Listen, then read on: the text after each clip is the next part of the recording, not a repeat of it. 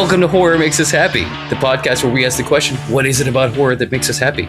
Your hosts are Steve Becker and myself, Chris Whitman, and you can find out more about us at our website, horrormakesushappy.com. Before we get started, this is the trigger warning. This is a horror podcast. We're going to be talking about horror culture and horror things.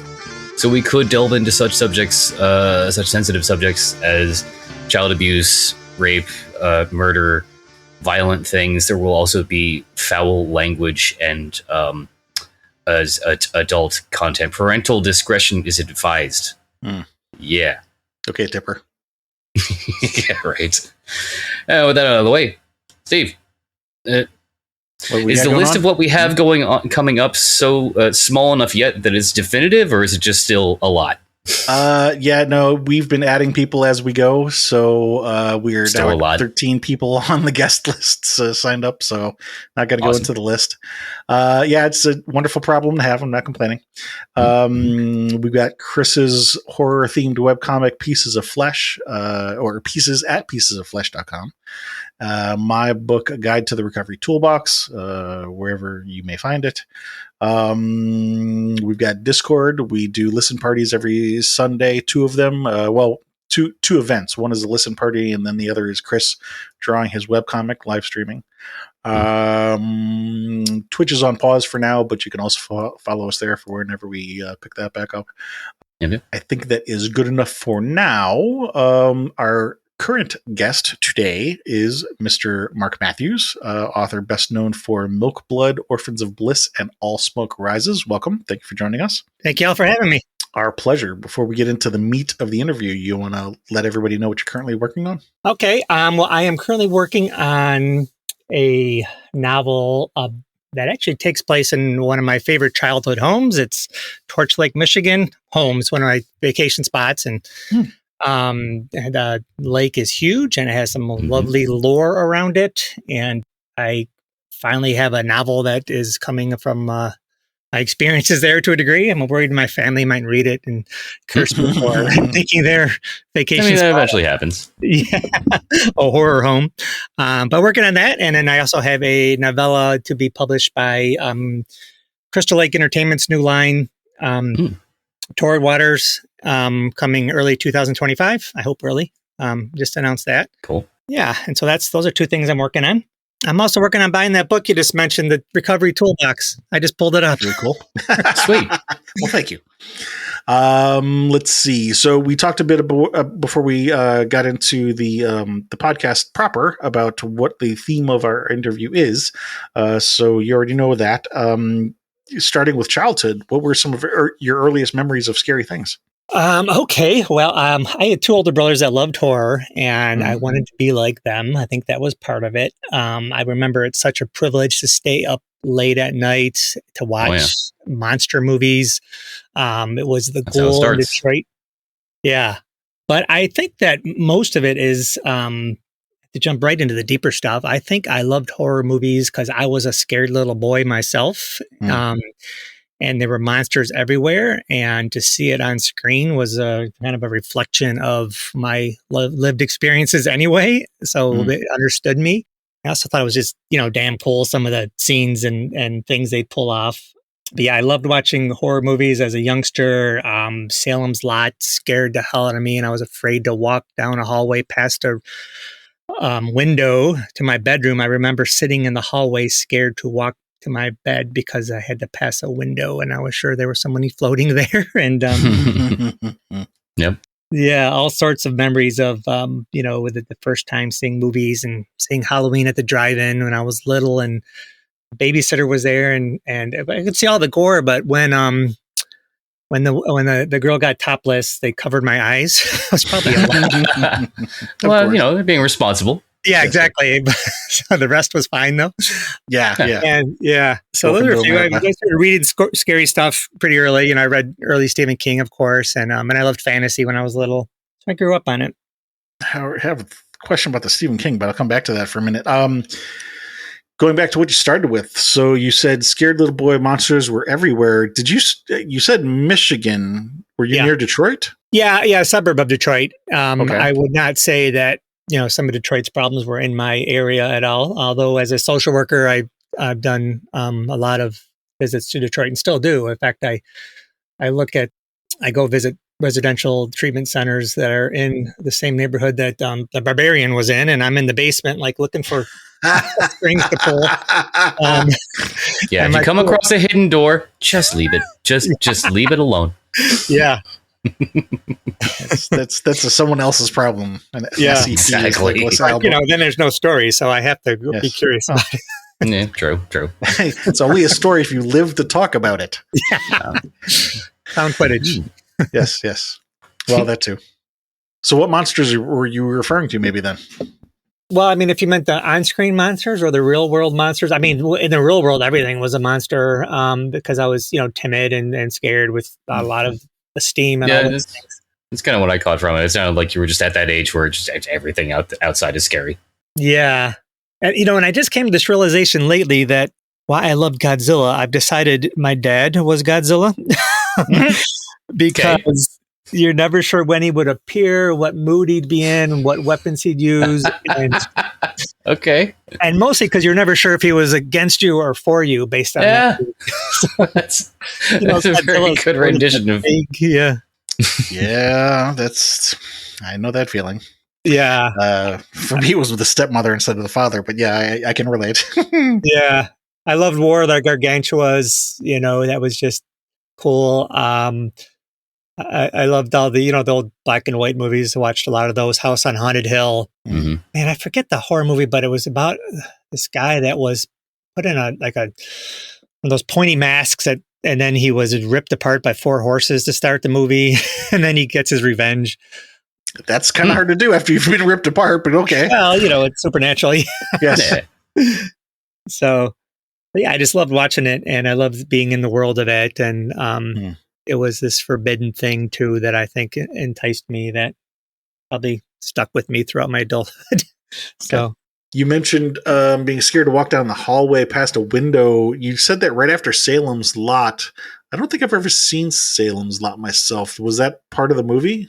Yeah, in the movie, there's these vampires that they knock and make this they did the noises so well, knock and scratch at your window, and they're floating, and the person there is sort of hypnotized, like, that's my friend. I'm confused. Should I open it? But they look like they're going to, bite me in the neck, but they do. And so there's this temptation to do so. And I don't think I've ever trusted myself to resist that temptation. So I didn't trust myself to look at the window and say, no, that's a monster. I probably was way too young when I saw it, or a perfect age, depending how you look at it. Let's see. So you'd mentioned reading Stephen King. Like, how old were you when you started reading Stephen King? I'd probably like in 6th or 7th grade. Okay. I remember loving Cujo, The Shining. People used to tell me I looked like the little boy from The Shining doing Red Rum. So, in the movie, of course. Right.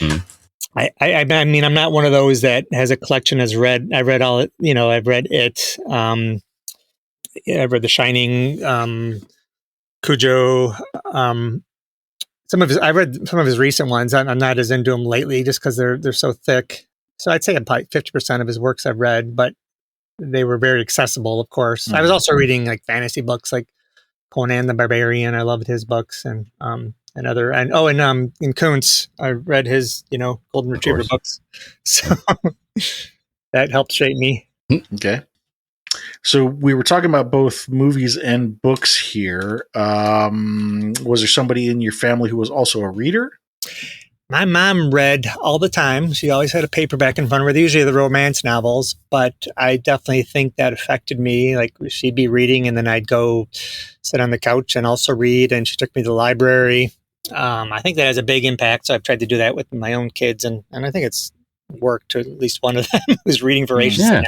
Good. Thank you for bringing children to the library and reminding them they still exist. Oh, yeah. Oh, yeah. She goes there all the time now, and she goes there to study or just, for the vibe. So they're needed as ever. I think you had Becky Spratford on here a while back. And yes, we did. Yeah. Yeah, we did.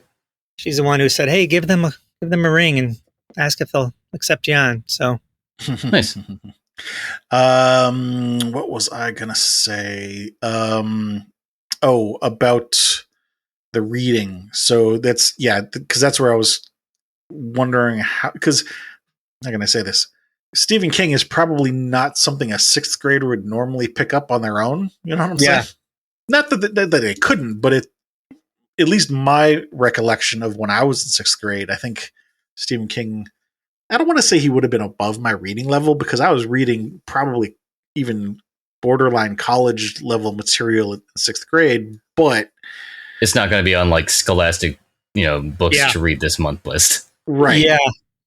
I know it wasn't much later than 6, but I know it was early on. I did some reports in high school on Stephen King, I remember. And I think it was just word of mouth. And because I liked horror and, I know that I read The Stand in high school. I think if you're in the horror world at all, you knew of Stephen King and he just was popular enough that a lot of folks were reading him. Right.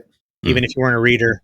So the mental image I'm getting at the moment is family. Your brothers were horror fans, but maybe more watching movies. But because you were into movies and your mother was a reader, you decided to pick up Stephen King when you went to the library. Is that accurate?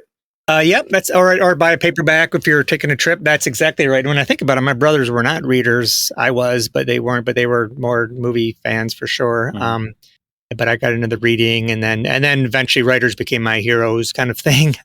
So yeah. I remember reading the the Richard Bachman books in high school, and just was amazed by them. And The Long Walk, I was with Jack Ketchum, as I assume you all know, and he is so he just talks to everybody, and there's a group of us, and he's like, "So Mark, what is your favorite Stephen King book?" I'm like, "What do I say? It's important when I say something good here," and I.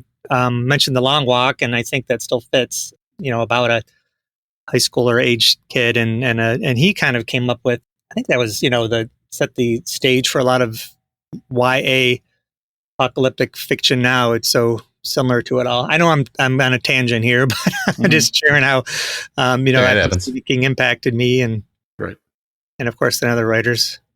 That's fine. Like Chris says, it happens. Let's jump back to Haunted Hill. House on Haunted Hill. He fights Zeitgeist with polite might. Right. Nice. What did you like about that one? It was the skeleton at the end was such the climax of it was a payoff. And even though it was so tacky back then, you didn't know it. Just the whole vibe of it, the atmosphere was just a great place to be in, and the anticipation of what was about to happen. I think all of it. Haunted house movies were, also huge, and any zombie movies were amazing. There was a cemetery not far, and we'd always decide, what we do, when they came alive, when the dead came out of their graves, and it was just fodder for great conversation. And, it felt real. It felt like these were the things you really had to navigate in the real world. It wasn't just reminds me of that thing that I've seen recently that said, when I was a kid, quicksand, I was taught quicksand was going to be a much bigger part of my life. Yes. Yeah, right. Sorry. Yeah. Not quite. But I think I see where you're coming from with that. It's like zombies are much more... It's weird to say, a much more real threat than things like space aliens and werewolves, because I guess it's more likely to happen. Yeah, they're human, right? So it's of course they're they're Walking Dead, but they're already here. Yeah, they're just inanimate. That's all. Yeah. Did you participate in Halloween when you were a kid? Oh yeah, that was a big thing, and I always wanted scary pumpkins. I didn't want happy ones. I wanted blood on their face. But yeah, that was a big, huge thing, and it still is. Did you have a favorite costume or a least favorite costume? Trying to think. I mean, I was usually a monster. I don't know if there was a favorite, but it was, not a non-scary one. I was going for the frights. Okay. Did you have any really scary dreams when you were a kid? That's a great question, because not only did I, but that's in my upcoming novella, that I had a lot of nightmares, and they were different, but they'd always start the same way. I'd be lying in bed, and smoke would come under the door frame, the crack in the door, and start to fill my room. And I knew a nightmare was coming. I didn't know what it was going to be about, but it filled my room with darkness, and I couldn't stop it. And so I'm like, a nightmare's coming. You're hit. You can't wake up. You can't do anything. And then it would happen. And it started the same way always. And so in this book, that happens to this character. In her nightmare, the smoke fills the room, and on the wall there's a I'm spoiling my book a little, but I do that too. there's a spider, and it's like, I'm gonna get you, and it sounds cooler than that, but and the legs become syringes and poke her and her sisters and who was in the room in the chest, and her mom dies that same way, not from the spider, but in the real world. So, and then the spider becomes a re-emerging theme on her ceiling wall as she gets older. Her name is Calliana, so the book's called Callie's Web. And now you don't have to read it because I've shared it. No, there's more to it than that. There's a lot more, but yeah, that's part of it. So did you have spider themes often in the dreams, or is this just something that you're talking about for the book? Yeah, no, I don't think there were spider themes, just the smoke in the room. Okay. But yeah, a spider on a ceiling, like a big ass one, sounded neat. So. Okay. Was there ever a time in your childhood when you were actually terrified of something in real life? I was having a sleepover. This is probably the scariest moment as a kid. And we were in our basement, which is so dark, but and there was baseboards though, so it was a little bit light as we went to sleep. But then in the middle of the night, it was so dark, and I woke up, and I swear I thought I was in hell. And I swear I thought there was demons all around me that were ready to pounce if I moved or let them know I was alive. My friend woke up right at the same time, and like we were hearing things, and he was saying how he's scared, and I'm like, be quiet or the demons will hear you.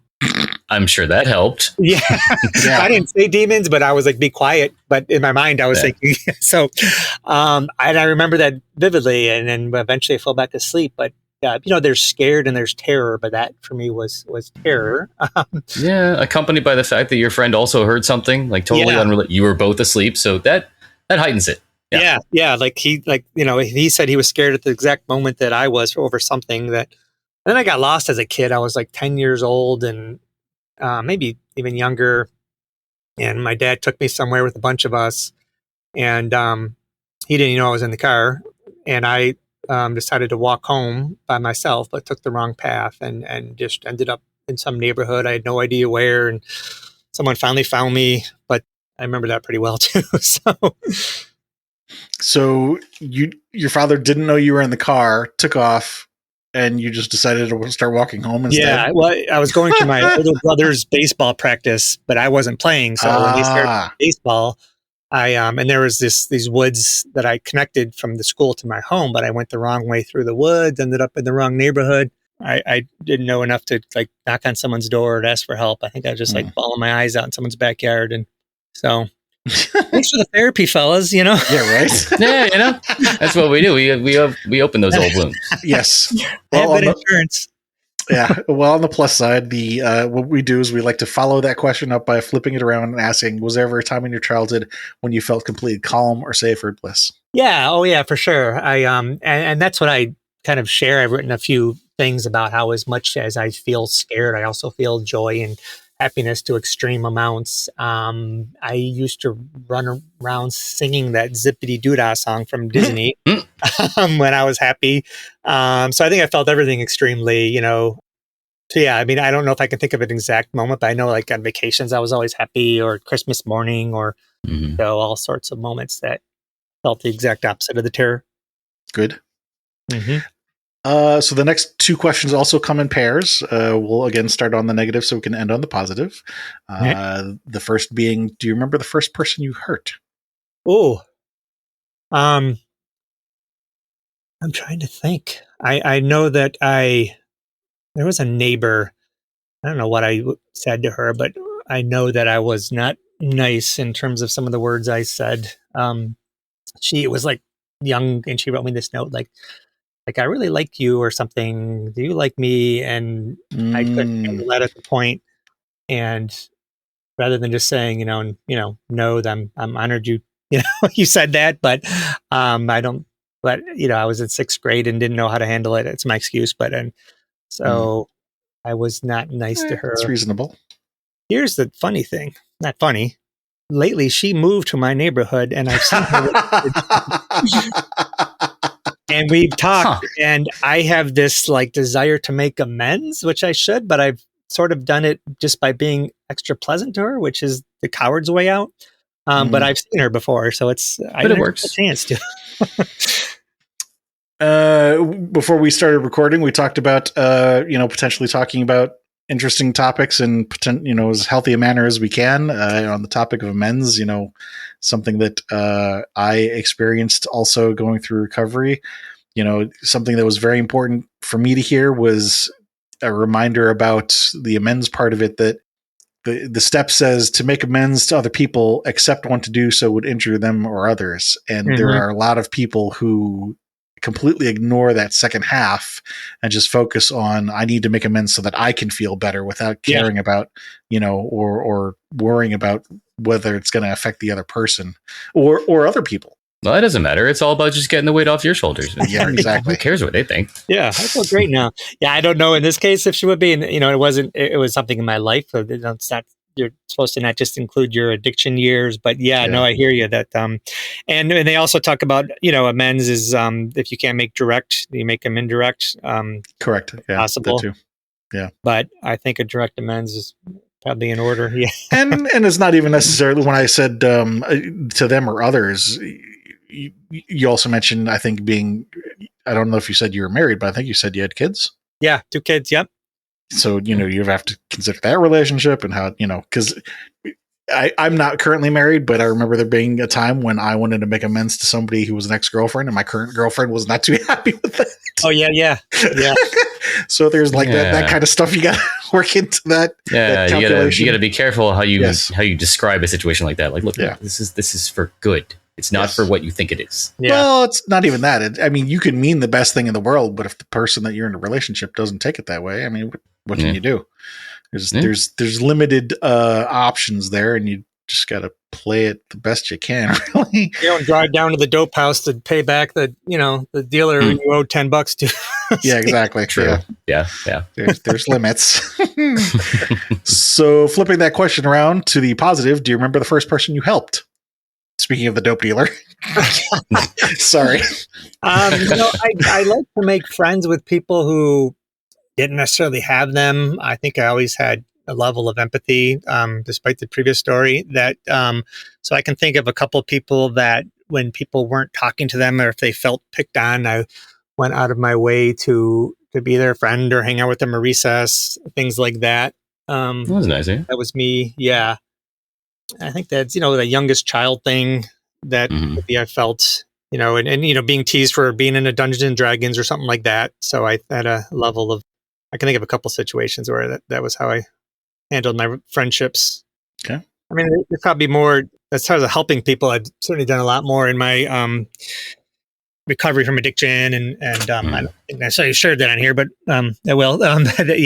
Helping others and little things like whether being just empathizing with their story or buying them some clothes when they needed it, offering support and hope when I could, and sharing my story and saying, well, this, I can see where you're at, and trust me, it can get better, kind of thing.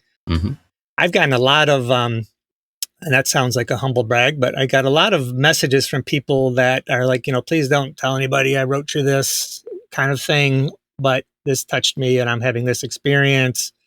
What do you think about it? Or just because of the books I put out there. Okay. Yeah, I've gotten a lot of those messages, and I keep them confidential as I would want it to be done for myself. But it does happen, not like every day, but probably once a month at least. So, wow. That's significant, actually. When you think about it. The probably one of the more touching moments of our series so far in this podcast, I think in our second year, we interviewed actor Billy Burst Jr., and he was talking about how he would get fan letters from different people based on the works that he had done. And sort of in parallel with this, we were also talking about Bela Lugosi and Boris Karloff. And he had never written to them, but he had said, he would like to think that if he had written to them, that they might have been nice and replied to them. And I commented and pointed out to him that maybe his fans were connecting with him the same way that he was connecting with Bela Lugosi and Boris Karloff.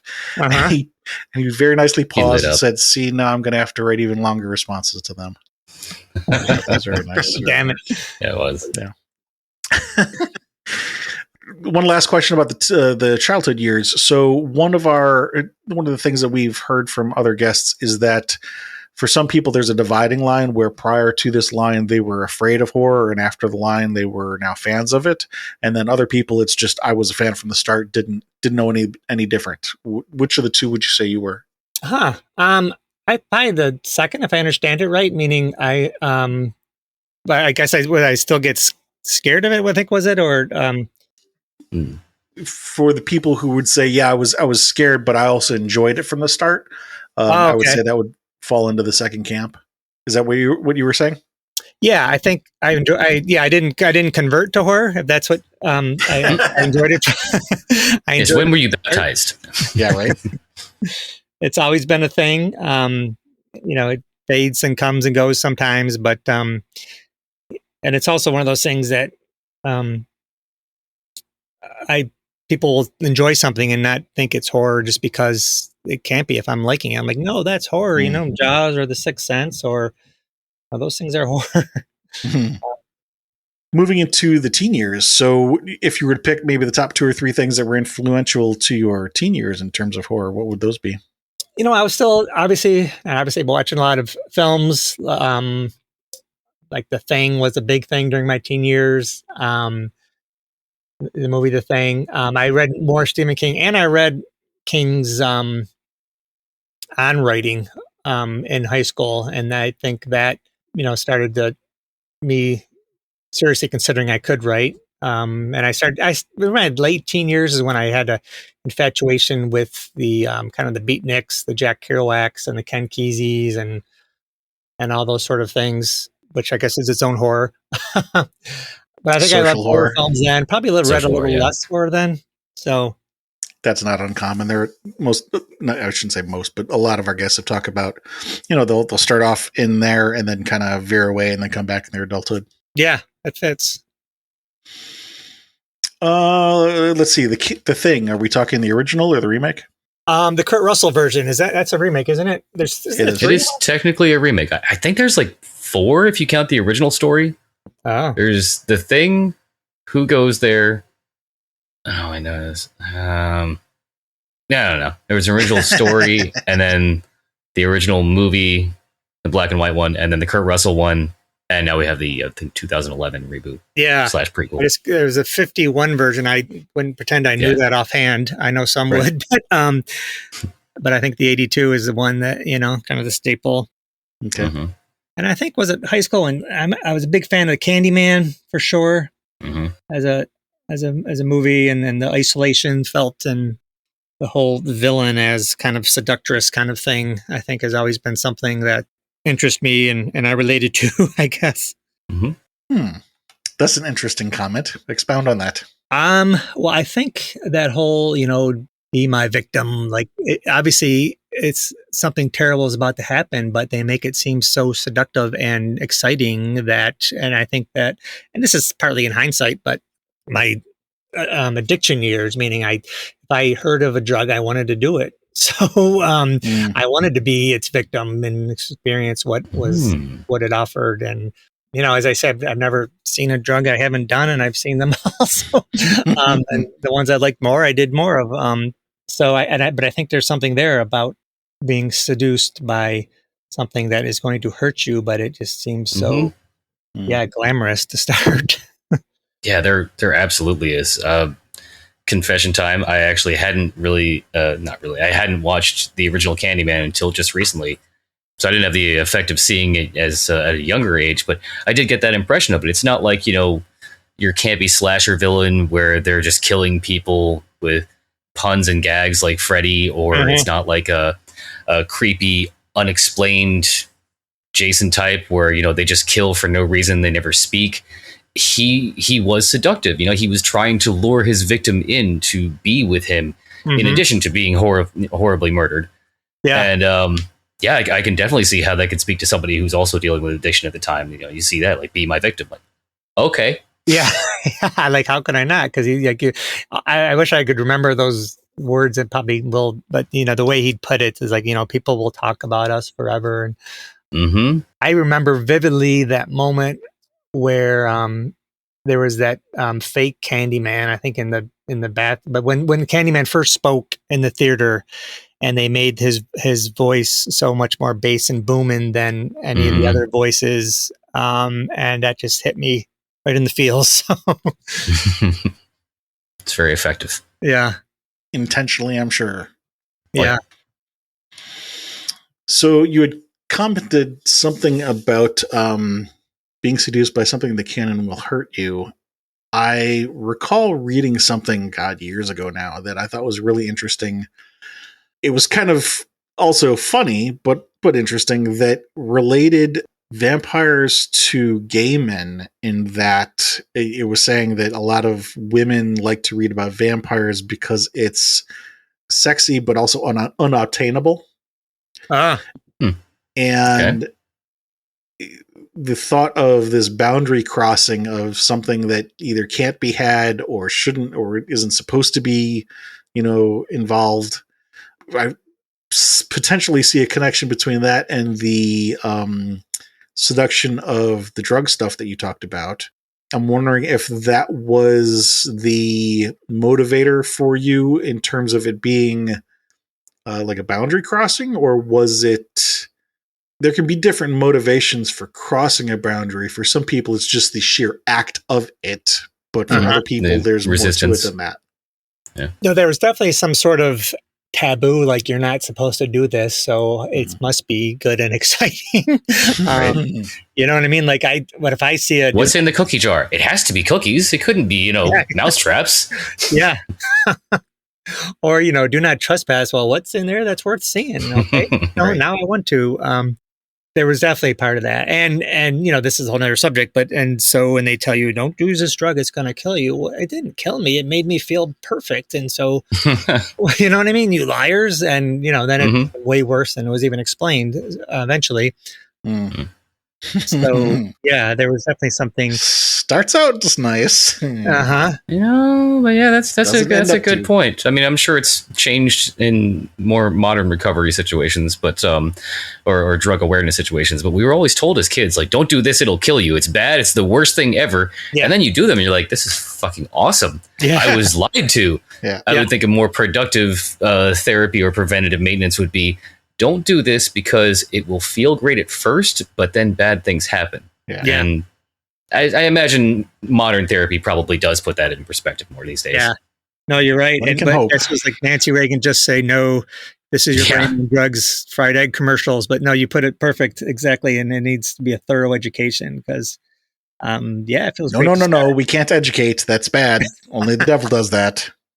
Hey, you're speaking like Florida people. I was just going to say that. Sadly, it's not just Florida. Yeah. All right. So the thing, the beatniks, you commented on the beatniks and Kerouac being a form of horror, and I had commented about potentially social horror. Is that accurate as to what you saw about that, or is there something else? I don't know. I mean, I think maybe maybe we talked about the taboo nature of it, of living that way, meaning and there's like a transgressiveness, like horror is always pretty socially transgressive, or often is. And so I think that's what that lifestyle, the transgressive lifestyle of, drop out weed. I'm going to, travel the country and, just live free. And so, I wanted to be Jack Kerouac. I wanted to roam the country and, just have adventures. And the only people for me are the mad ones, mad to live, desirous of everything at the same time, kind of thing. And right. And so, but it was obviously glamorized in my head, like a lot of kids are. I mean, he died. I think he was a genius, but he died a miserable alcoholic from a herniated. I think it was a esophageal varices. From liver damage, and I read about his life, and he just died a not happy fella and died in a miserable way from drinking himself to death. But early on, it was exciting. So find what you love and let it kill you. Yeah, right. I just tweeted that out about a couple weeks ago. It's funny. Back in the 90s, you may have recalled this, but Dennis Leary had his set No Cure for Cancer. And he talked about drugs quite a bit, but particularly cigarettes. And he had this line, which was very funny at the time. But he was talking about how people would tell him whenever he would light up a cigarette, they'd say something like, smoking a cigarette takes 5 minutes off of your life. And he joked that, but it takes the ones off the ends that suck. Take those. I don't want those. Yeah, exactly. Which was funny at the time, but then as an adult, you get a little bit older and you realize, no, that's actually not the case. It takes the ones in the middle. So you still get the shitty ones at the end. It's like, you're not doing yourself any favors. Yeah. Huh. says Chris as he rolls another cigarette. Go on. Yeah. I think I've said enough. Enjoy your smokes. Yes. Let's see. The Thing, Candyman, Halloween as a teen. I still got into Halloween. First thing when you said Halloween, I thought of the movies, ironically, which I don't think you meant, but I coupled the two together so closely. Yes, and.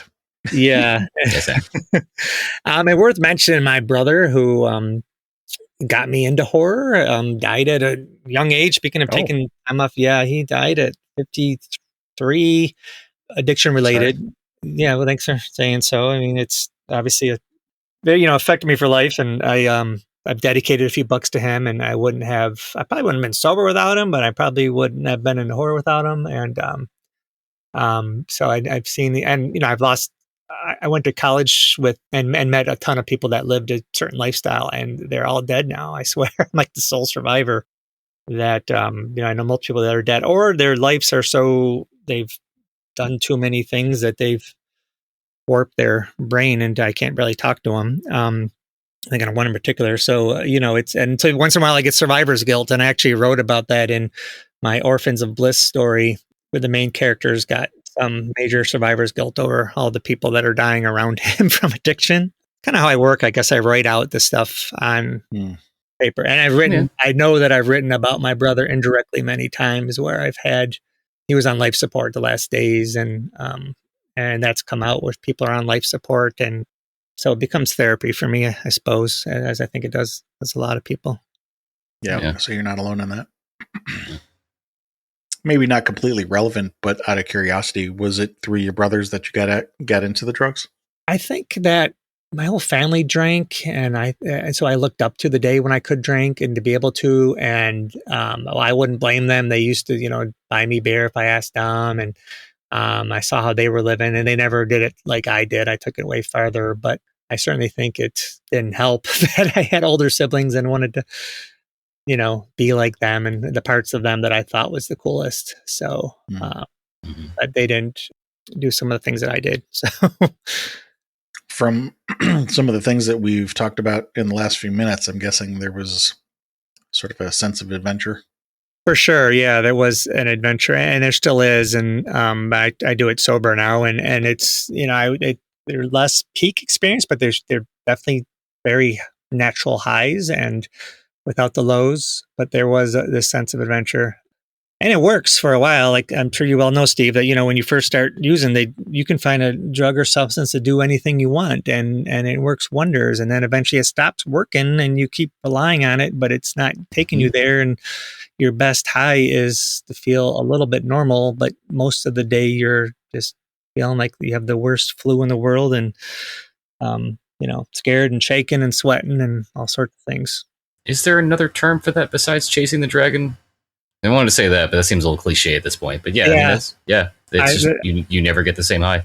Exactly. It is probably overused, but it is. Yeah, it's definitely. It's accurate. Yeah. Yeah.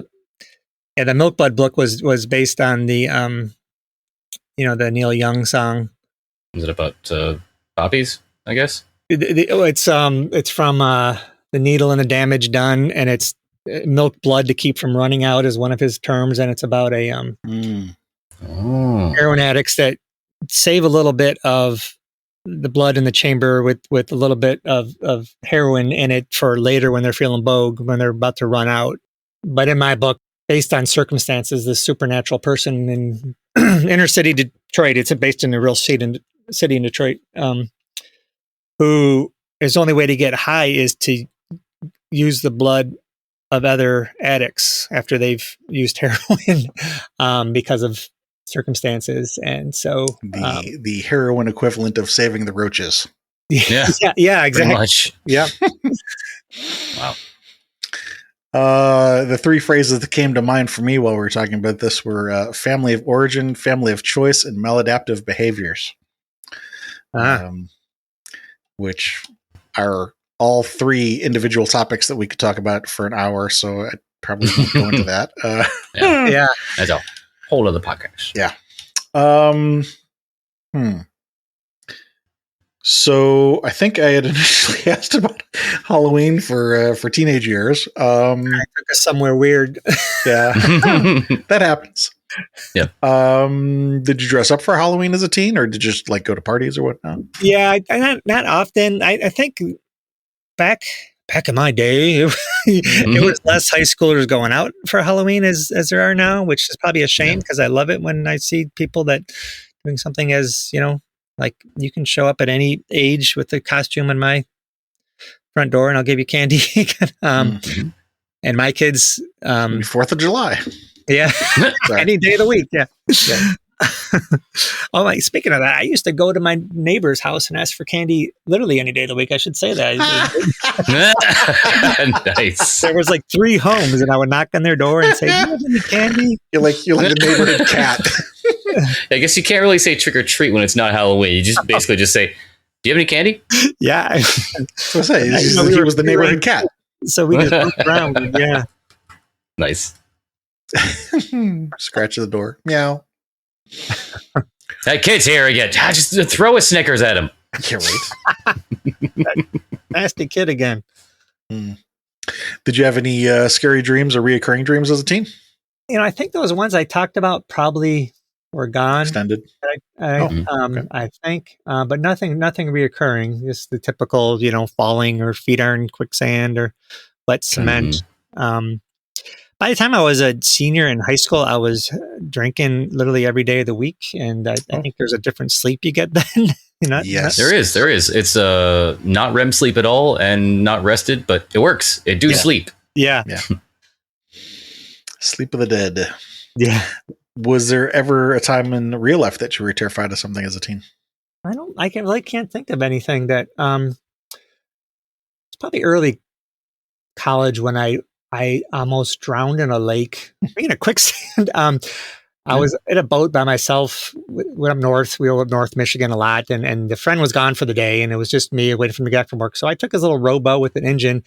The engine died. I got pushed to this super marshy land, and I thought it was dry enough to walk around, and so I jumped out, and I down to my neck into the marsh. Down to your neck. Wow! Yeah. Shit. Yep. Yeah, I've been in situations like that before, but luckily I only got down to like my knees or my waist, and I was with friends, and they like quickly told me, "Do not walk over there; I'll pull you out." Yeah, but up to your neck. Well, and you were solo. It's so I don't sound, but it was to my chest at least. Still, and I could reach up and grab the edge of the boat. Luckily, I was still within reach. But yeah, that was of course, had a case or 12-pack of beer with me out there, and happened. Kept you calm. Yeah. So how'd you get out? Well, I grabbed the edge of the boat to pull myself up, but the boat still didn't work, and so it was later where they finally noticed me missing, and they took the jet ski and found me. Dude got on board and knew how to fix the engine. Apparently, the engine like conks out like that a lot, and there's a certain thing you do to it to fix it, which you gotta slap it. It's like an old CV. Yeah. Percussive maintenance. Flipping that question around, was there ever a time in your teens when you felt completely calm or safe or at bliss? I was probably in love in my teens. I had a girlfriend and we were very tight. We didn't get married or anything, but those were good days. And that's probably the closest. Yeah. I mean, other than just, momentary moments of happiness over Michigan Wolverines winning, something like that. Love is a good thing. Even if it's for the Wolverines. Jumping into adult years then. So you mentioned having a sense of adventure, but a sober sense of adventure. Want to talk about that? Yeah, that I got sober at, why do I have to guess what age? 23. Was I 23? I can't remember. Maybe it was 22. But either way, it's a good age to get out quick. Yeah. I got kicked out of school in Michigan, but I was able to go to a local college for 2 terms, and they let me back in, and then I graduated from there. And I recovered fairly quick, but it was the scariest. We talk about fears. It was, it's so scared when you first year sober. But I started to get back into running. I was a runner in high school, and I started to get back into that. I started running marathons, and that became a level of adventure, and finally qualified for Boston and ran a lot of marathons. I've ran probably a dozen, did a lot of them in different cities. I started going skiing. I went to a lot of ski resorts out west and Whistler, and travel became exciting. At that point, I was like, when you're that miserable, littlest things that you can be so grateful for seem so exciting when you almost lost them. Like just to be able to wake up and have a coffee and play a video game, or little things at that point started to, I used to be grateful for them. So, but I also wanted the big natural highs, like travel, or like I said, working out, those kind of things. And I think, writing started to become, it didn't really hit me till probably about 30 that I started to write, but that became an obsession at times. So, okay. In your adult years, what horror do you think has jumped out to you as being impactful? Oh, well, I guess you've been writing or reading or viewing. Yeah, more as a fan. Oh, as a fan. Okay. I've loved some recent movies, like Talk to Me is one that I've loved because, and I know there was some predictability towards the end, but I'm like, I would have totally grabbed that hand and not let go. I mean, you know what I mean? I would make bad decisions all the time in movies, but that's how people do it. I just saw, what is it? What Evil Lurks? Why can't I think of it? I think it was What Evil Lurks. Yeah. Is it Spanish? Yeah, not in English. I love that. I've been meaning to watch that, but I keep throwing things on like in the background or as I go to sleep, and you can't do that with subtitles. So one day I'm going to sit down and watch that intently because I've heard nothing but good things. Not everybody loves it, but I think really. I've seen a few people but there's always folks that want to be like, oh, you have better taste than you. Well, yeah, right. Everyone's critic. Love The Barbarian just because it was creative. It was. Are you a fan of the Whitest Kids You Know series? No, I've never heard of it. It's a sketch comedy, pushing the envelope kind of thing. And I was surprised yet not surprised to find that Zach Kreger, the director of Barbarian, was one of the guys from that troupe. Like, okay. That explains it. It's like, if you remember The State, it's like The State, only a little edgier.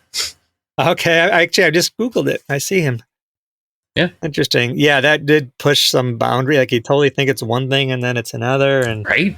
Yeah. I love the scene transitions too, how they go from like the gruesome murder of Keith to AJ Gilbride just cruising in the car. That moment was, I literally was watching that and I'm like, I don't think I can handle this suspense the whole freaking movie. And then, okay, here you go. It's comedy relief. Yeah. Timing is everything. Socially responsive, woke horror, let me say, even though not like woke in the tacky sense, but like thinking of Tigers Be Not Afraid, which also was a Spanish one. That was amazing. Or Sea Fever is a less talked about one. Yeah, but if I like Sea Fever. That is, it was a great film. Not it's indie, so it's not as well known. I loved all the Flanagan series on Netflix.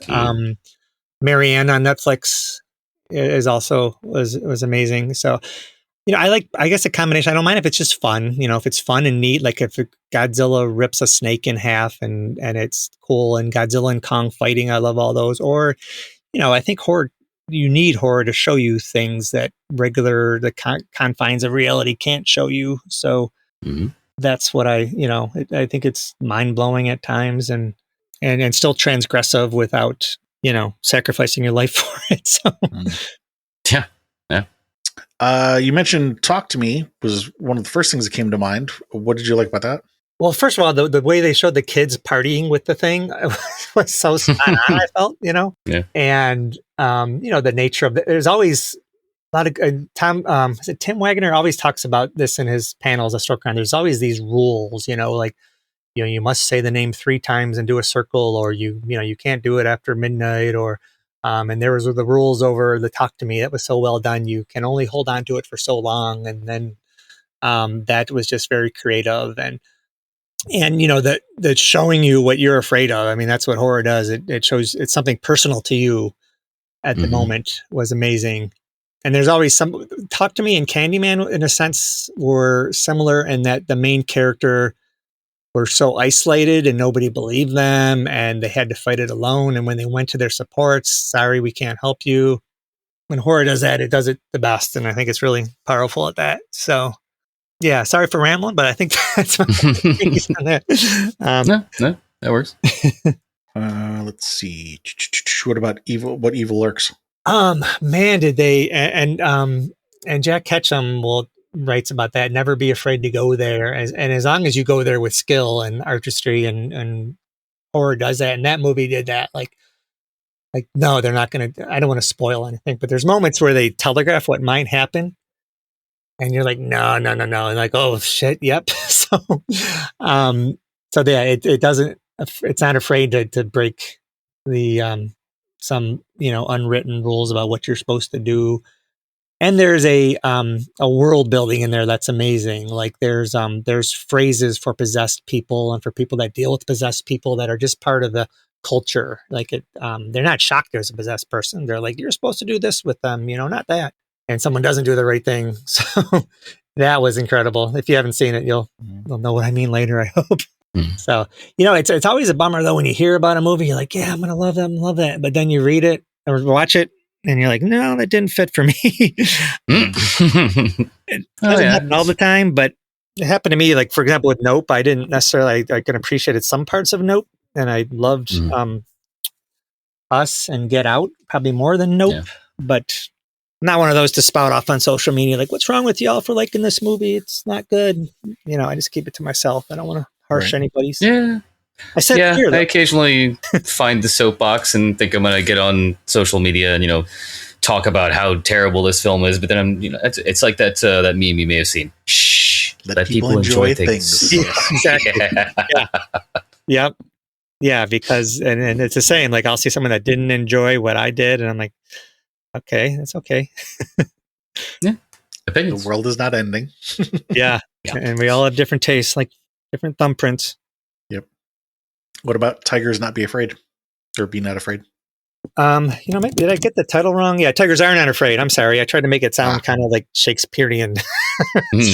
I think it just turns horror into a metaphor for social injustice and for kind of navigating a dangerous world. And had just an ending that just was touching.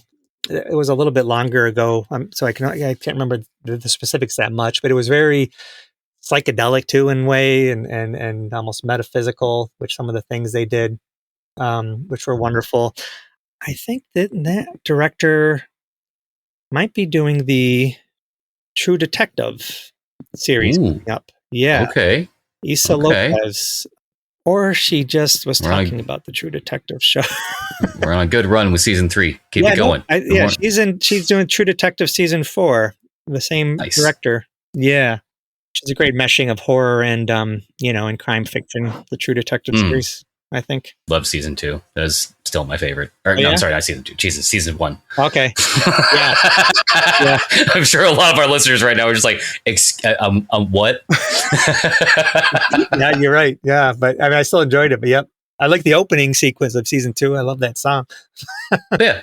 The opening sequence on all of them is really good. I love how they have that art style. Yeah. No, this Tigers Are Not Afraid. I have heard of this multiple times. It's another one I've been meaning to sit down and watch. But again, I ADHD. I just throw movies on in the background most of the time and don't actually pay attention to them because I'm a terrible person.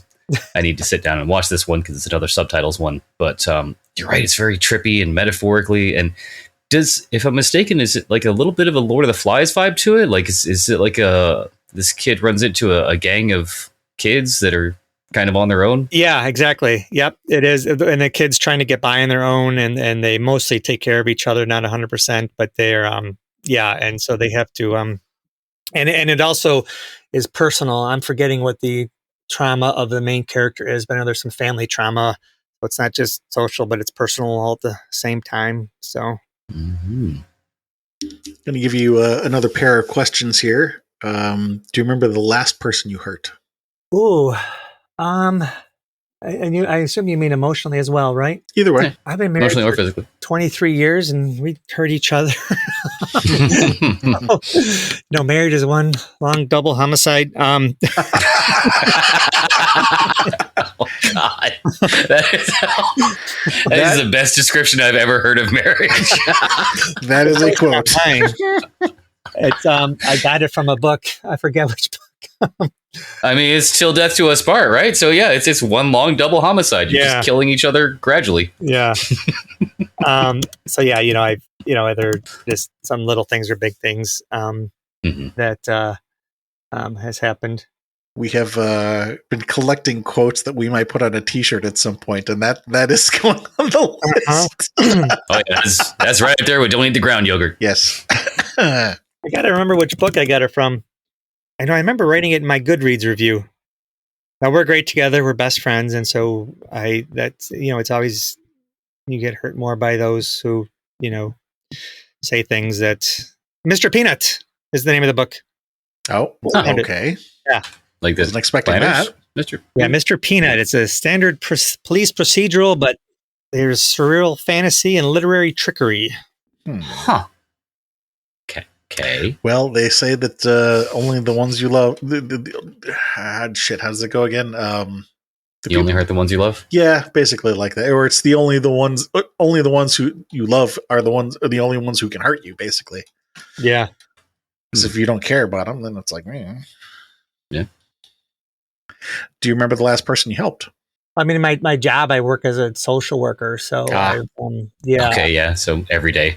Yeah. I mean, it sounds kind of like, Pollyannish, but to a degree, there's like right now I don't do as much direct care. It's more quality control and making sure people's being treated correctly and their charts are in order, because direct care can be pretty tapping, and I did provide that. But so I'm going to say Friday. Okay. Is that my job? Okay. Any scary? You were going to expand on that? Yeah, I don't think so. Other than there's indirect help you give people every day just by being who you are. So you don't have to be a social worker to offer help. True. Touch people and just by a smile. And okay. Do you have any scary dreams as an adult now, or reoccurring dreams? Not reoccurring dreams, but I am I am still scared of haunted house movies. And they keep me up at night the night after I watch them, like Hereditary, which I loved, and even the ending. But I looked in the corner of my ceiling looking for people that yep. After that, I thought that was an incredible movie. I didn't watch The Conjuring at first because I knew it was going to make me scared, and it did. But I still watched it. It was darn good. I liked it. So those aren't nightmares, but they're more like about to go to sleep fears. Yeah. Well, is there something about haunted houses in general that scares you? I think that's a whole childhood thing, that I was always scared of, like the voice. Man, I remember my brothers reading me passages of the Amityville Horror. We were really into the Amityville Horror, and there was, I don't think I read it myself, but they would say, look, at 3:15 a.m. is when a ghost is going to appear by the side of your bed. And so they probably scared the living shit out of me too, didn't they? Probably. Yeah. So it's just, because, you're alone in a vulnerable state in your most private spot in your own bedroom, but not aware, and it's dark. And okay. Yeah, it's very invasive that way. You're in your safe space, and something that's not supposed to be there can get there and silently appear in your safe area. Yeah. And just like totally negate all the rules. Like, oh, you're safe here? No, you're not. Yeah. Don't be fooled. Speaking of that, true story, there was this guy who lives in our neighborhood. He actually just passed recently, but he was like, he's been there for like the whole sense of neighborhood's been born. So he was taking a walk and stopped me one day and started talking about people that lived in my house. And he's like, one guy fell off a ladder and died right in front of your house, and another guy that lived at your house drove down and jumped off the Ambassador Bridge and killed himself. I'm like, okay, so like, oh, that's lovely, you know? Yeah, thanks. Yeah. So I haven't told my kids that. Hopefully they don't hear me. You're right. It's interesting because when I was thinking haunted houses, it's interesting because you're associating it with your own house being haunted, but I was thinking, at least for me, when I think of a haunted house, it's not my own house. It's some other home that's haunted that I don't really never necessarily have an emotional connection to. And I thought you were referring to sort of that second concept, but it sounds like you're more referring to not necessarily that so much as our house being haunted. Yeah, I always think of it more personal. Like I take what happens in the situation and make it into my own room. So. Anything actually terrify you in real life as an adult? A missing child, and they're older now, you know, but that's, you know, the biggest fear. And so much horror is about that, about, you know, a parent's love for their children. I know that some of mine have been about that, but that's obviously the biggest fear. Very understandable. Yeah. Yeah. Or someone else harming my child, or so. Yeah, we hear that from a lot of guests who, they say before and after becoming a parent, when you have a child, a lot of them just can't watch movies where there's child harm. They're just like, nope, not going to do it. You know, there was one movie that I had to turn off, Nocturnal Animals, because of that. Because not only was it the kids about to be harmed, if you ever, I obviously didn't see it all, but it was a dad who was being very passive and trying to be complicit to make it go away, but it made it worse, and I couldn't take it, so I had to turn it off. Yeah, understandable. I understand that too. Yeah. Flipping that question around, was there ever a time in your adult life when you felt completely calm or safe or bliss? Oh yeah, I mean I have plenty of moments of serenity and inner peace and contentment and joy, and you know, I'm generally a happy person, and you know, still with fears, of course, and I know I'm not being specific, but morning with the family, having coffee and, you know, reading something or all of us going to Target and hanging out and spending more money than we should, and, you know, or something like that. Yeah. Plenty of little bits of joy and happiness mixed in. I think that's also pretty common, especially for people who have been through recovery, that if I can't find the one big thing that's going to make me super happy, then I'm going to find all the little things that make me a little happy. Yeah. That's a good way to put it. Yeah. The next two questions we're going to ask are going to be over your entire life, and it's not just about horror. It could be any genre. And I'll ask the two questions at the same time because it could be two different answers or the same answer. But first question being, what movie have you watched more times than any other? And then second one would be, what do you think is your favorite movie? Oh, wow. What movie have I watched more times? Probably the original Night of the Living Dead is one of them. If I can name a few, The Thing is definitely one of them. So I'd say those. Again, a quick reminder that this is not just horror, but any genre. Yeah. Are those still the top? I still think that fits. Okay. I've seen Hamilton as a play about a dozen times. I don't think that counts, but unless you want to count one of the Star Wars movies, you know, I love the original. I don't know, most all the Star Wars, but I've seen those a lot of times. Well, the reason that we asked this, it's movies, right? Like when the kid puts in Shrek at 5 years old. Right. Yeah. Well, the reason that we asked this is because sometimes it brings up something that we haven't talked about before, or it underscores something that we've already talked about. In this case, Night of the Living Dead and The Thing kind of underscore something we've already talked about. But just to see if there's something different there, what's up with Hamilton? What's up with your Hamilton? It's an event. You get together with friends and you watch it. It's a thing. Well, actually, I've only seen it on Disney Plus once, but my daughter's into musicals and plays, and we both became infatuated with it. And we started playing this lottery they have, and I won it a few times. You get like second row seats for $5, ham for ham, they call it. And we see different casts, and you know, the lyrics were just part of our lexicon. Everywhere we went for a while, it became I got obsessed about a lot of things. So when it was touring, we just wanted to see it multiple times. We grew out of that. But I've seen Les Mis many times and as a musical, and I wanted to go back, and family's like, not again. So, but it's a familial connection. Yeah, definitely a family connection. And when I like things, someone's like, why do you see it so many times? And I'm like, I just like how I feel when I'm there. It's just like similar to, I'm on tangents again. I've been to a ton of Grateful Dead shows, and that became part of my adventurous times, and still go see their last remaining band, Dead and Company, when I can, that recently broke up too. But so those are the ones that you've seen the most times. What would you say is the one that, if you were to call one of your favorite? Oh, I think I mentioned Candyman. That's one of my favorite horror movies. I don't know if I've seen it the most times because it came out after those. That's definitely something I would love to explain why I love horror, to watch that film and beyond the horror, what the main character is going through, and just some of the creativity they did with it all. As far as any art, I'd probably say Les Mis. I just love the way that does both the macro and the micro, like the major social upheaval, and then every character has an inner battle, and they're all fighting their own internal struggles and how they interact with each other, and we're all the heroes of our own story. And my latest novella is sort of based on some of the characters in Les Mis that I spoke about, Kelly's Web. So yeah, I think Les Mis is probably my favorite piece of art.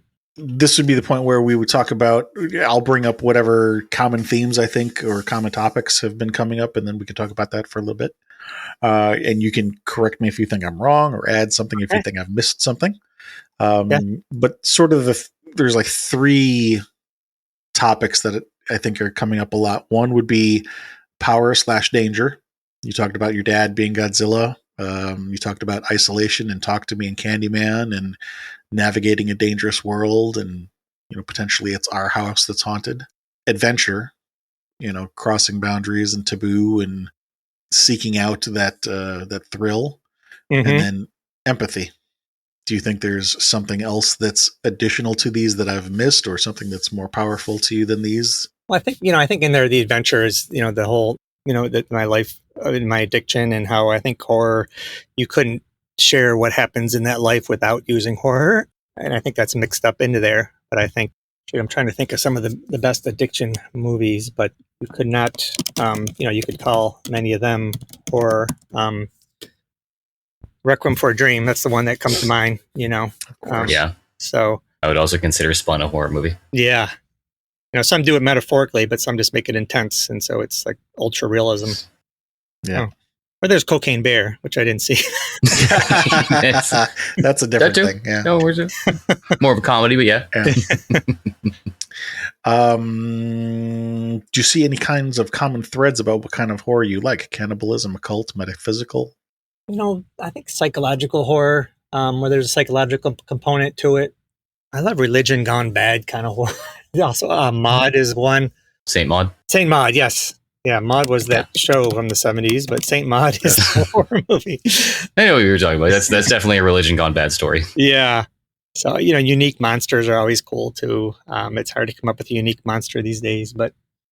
So normally a follow-up question here would be, any idea why it is that you like those things? I think kind of some of those things, some of the things that we've already talked about in the interview have touched on those, why those things might be of interest to you. So the follow-up to that would then be why horror. And I think you also just answered that one, where you said that you can't really share what happens in, the addiction life, except in horror in some respects, that, to the extent to which it goes, you know what I mean? Yeah. Because I think, in order to drive reality home, you have to, use the supernatural to make it, and the best way to tell the truth is through a story. Even if the story is false, there's a truth in there that, or the story is, couldn't happen. There's still a truth in there that fits. Yeah, I think it's either that or like documentary, like complete realism, because I've lived in some urban settings myself in the past. And, when you walk down the street and you see people who are clearly either addicts or frankly so burnt out that they'll never recover. Like that's sobering in and of itself. Yeah. I mean, there's obviously, I think there's always some hope, but some damage can't be undone. So yeah, I always lament the time I've lost. Well, I mean, like I say earlier, you talked about, getting clean in your 20s, early 20s, and that's good because even with what relatively little time you've lost, I mean, I've known people who are in their 50s, 60s who are still using and, relapsing and stuff like that. And, Chris used the term chasing the dragon. It can be a monster. That's for sure. Mm-hmm. Yeah. Is there anything that you thought of that you think is relevant that hasn't come up on the call? Anything that maybe you thought of earlier in the call and then the conversation took a left turn you didn't get a chance to say? Good question. It makes for the kind of the softball pitch. I wish I mean, we talked mostly about film, and I just wish I could. There's some horror writers out there that I love reading, and without them, my life would be, less of. And I feel like horror writers have the finest hearts around in general, that they're in touch with the fragile nature of humans and sensitive to that. And so, as you know this, if you went to the SoCerCon, it's just a happy place. People are just happy with each other. It's not a dark, dooming kind of vibe you get. And so horror makes us happy, right? To bring it full circle. There we go. That's the message. Yes. It's a journey.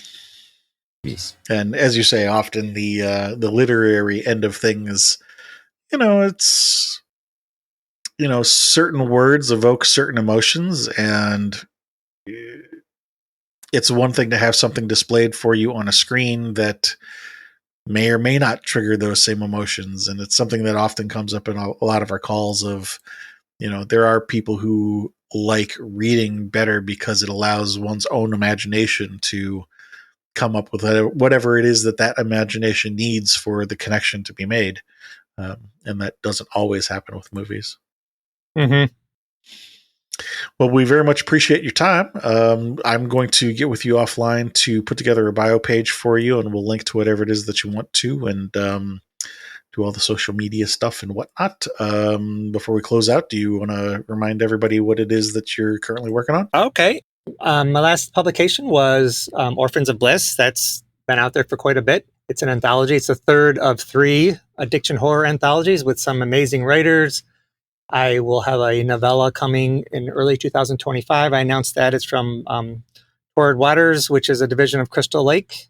And hopefully another novel coming in 2025. Probably not the same day, but first draft of it is almost done. Don't write super fast, but put it out there consistently. And I guess that's it. Okay. Well, again, thank you very much for your time. And thank you to anybody out there listening. Please do come visit us at horrormakesushappy.com.